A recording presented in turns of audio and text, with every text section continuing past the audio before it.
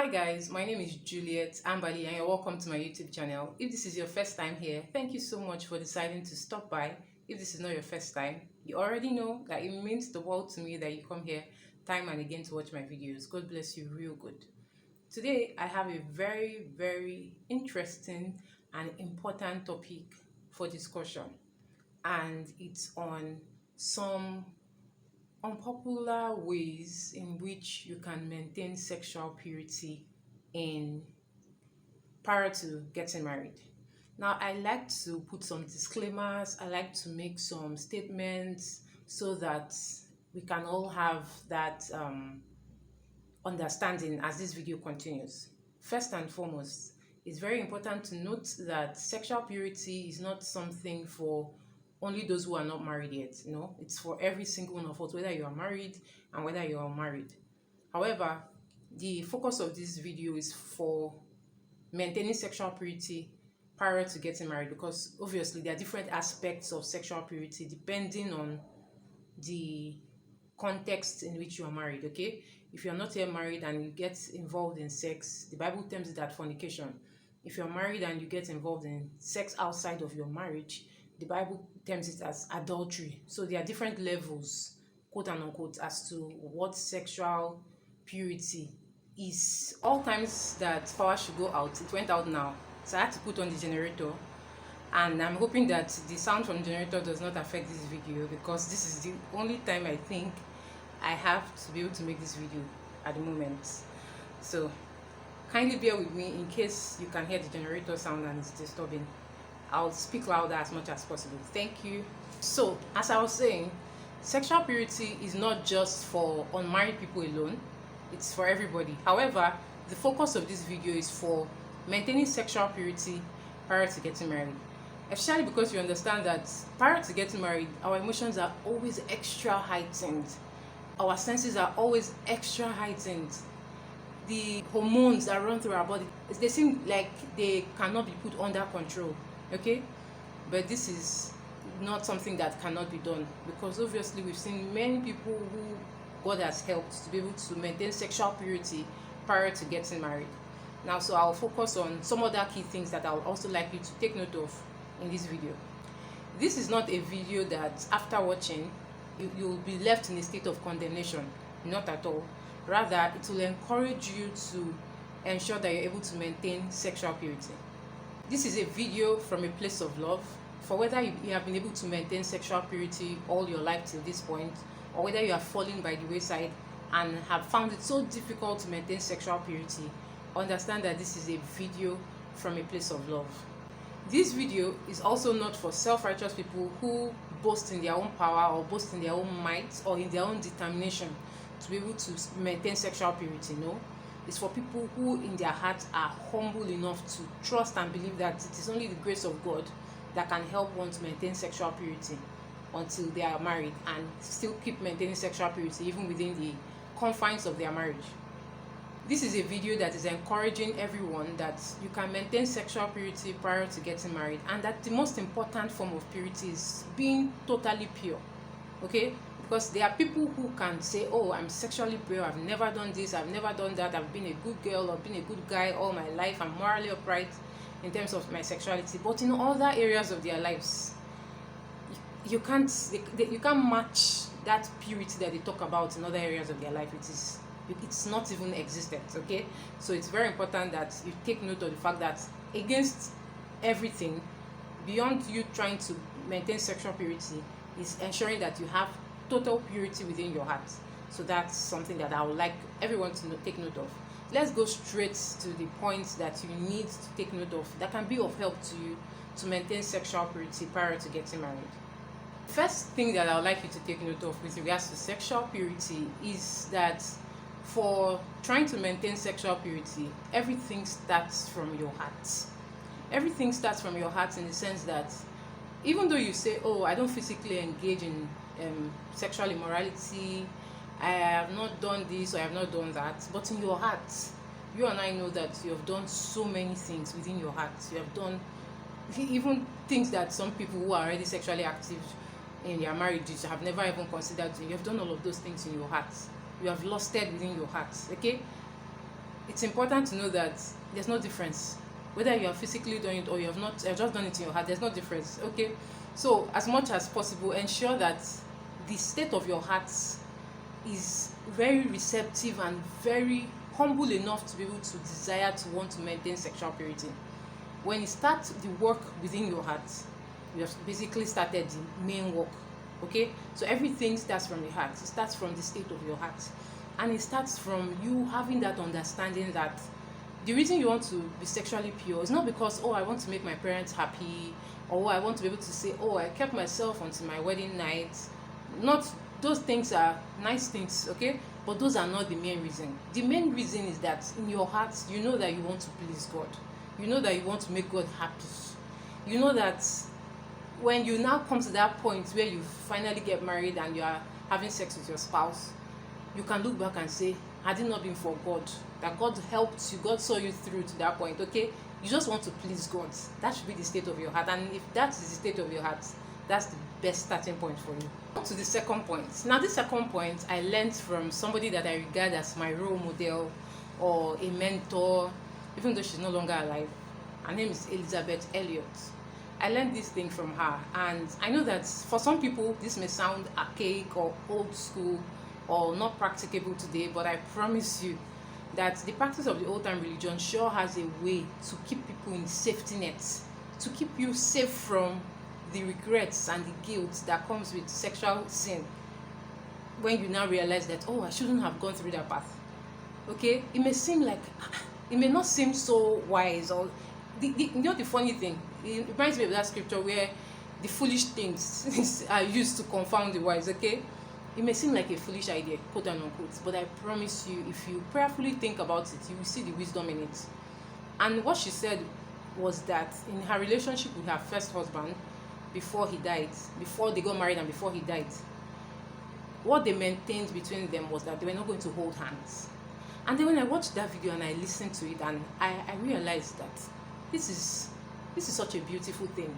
And I realized this not from a place of my own thinking, but with the help of God. And I realized it. I was like, this is a very, very beautiful idea. It may not be completely acceptable by everybody around now, but trust me, if you decide with your intended, let's not hold hands. Let's wait that the first day we're going to hold our hands, just like how you hope and wait that the first kiss you're going to have, the first night on your wedding, okay, and all of that first. Let your first time where you hold your hands be on your wedding day. Like, that's such a beautiful thing to think about. I really pray that God gives everyone who is watching this video that understanding, to know what I'm saying and to even explain it even further. Okay, you may say, but I hold my friend's hand. I think about it. When you hold even your friends, even your loved ones, when you hold their hands, holding people's hands signifies a whole lot. There's a sort of current that takes place when you hold somebody's hand, if you agree with me. Now, this is somebody you now love. This is somebody that you are attracted to. This is somebody that you have emotional connections with and all of that. And you say when you hold their hands, it's just holding hands. That holding hands can lead to so many other things. Okay, like some people say in Nigerian local balance, now from clap, dance they start.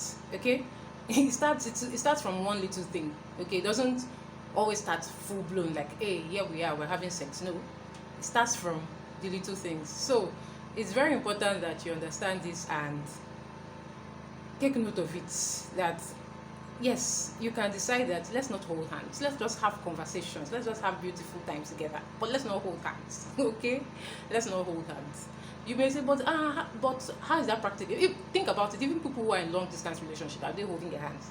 Are they not maintaining the relationship? And are they not eventually getting married? So it doesn't matter that because you're in close proximity, whenever you go out to have lunch together or to have conversations and prepare for your wedding and all that, that you must always hold your hands. Okay, just try it. It can be of help. So that's another step that I would like you to take note of. The next point is avoid unnecessary hugs. Okay, avoid unnecessary hugs. In fact, like I said earlier on, if you don't hold hands, you will not be hugging indiscriminately, if that's the right word to be used there. Avoid unnecessary hugs. Okay, those hugs that just linger, those hugs that are sensual, those hugs that that are just so intimate, as much as possible, avoid them. Okay? I have some friends that are not Christians who practice other religions, who also I surprisingly found out that they don't allow the opposite sex to hold their hands, not to talk of hugging them. Okay? So, as much as possible, avoid unnecessary hugs. Avoid them. This is another intentional step that you can take to maintaining sexual purity. Now, number 4, don't have conversations, don't have your meetings, don't have the times where you get to spend together, be in private spaces. In fact, nowadays, sometimes even some public spaces can still have some private feels. Okay? As much as possible, ensure that wherever you're getting to meet each other, it's in such a very public place. In fact, maybe you can even make your dates be in the church. Now is not the time where you say, oh, I just want to go and pay him a visit, so I can just help him cook something small, so I can just help him take care of something small, or I just want to just quickly pay her a visit so that, yeah, that's like you're giving room for temptations to materialize, to become real. Okay? So understand that this is your sister coming from a place of love and coming from a space where these are the things, while I was single, I would want people to tell me. Okay? Coming from a place of love. Not that, no, I know I can relate with you when you know there are people who tell you, better keep yourself, or better wait till your wedding night, and they are shouting it like it's war. No, it's not. We're not having that kind of vibe here. Okay? This is from a place of love. As much as possible, avoid secretive spaces, avoid private spaces. By the help of God, they will help you to be able to, taking note of these things will help you to be able to maintain sexual purity. You'll notice that we have talked about the spiritual aspects, and we've also sort of talked about the physical aspect. Now, I want to talk about technology. You may be wondering, what does technology have to do with sexual purity? Right now, technology accentuates or gives volume for sexual immoralities. You were wondering how. Prior to the time that technology became such a thing, we would not have some of these issues. But now that there's technology in place, we'll have them. And it's not even through pornography and that. No, not that. It's through sending of nudes and engaging in video calls for such a long time at ungodly hours and what have you. You may say, oh, we're not physically doing anything, we're not touching each other, we are not engaging in the act itself. But those calls, those sex messages, those sensual conversations that you're having via phone calls, via video calls, they are ways that can help you not maintain sexual purity. So as much as possible, set boundaries around your technology use as intending couples before you get married. Okay, set boundaries around them. Limit the time that you are having your phone calls. Be careful about the hours in which you are having those conversations. Be careful about the things that you're talking about.